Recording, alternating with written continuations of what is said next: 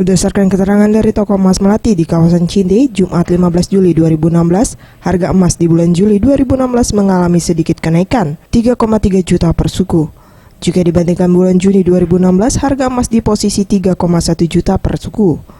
Sementara harga logam mulia juga mengalami sedikit kenaikan, di mana pada bulan Juni 2016 540.000 per gram, pada bulan Juli 2016 menjadi 550.000 per gram.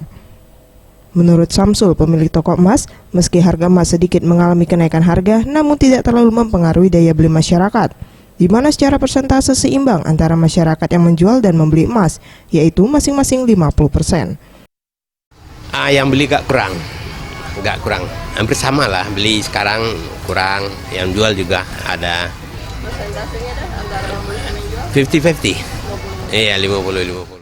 Mega Dwi Handayani, Gusti Putus Mertaesa, Sriwijaya TV.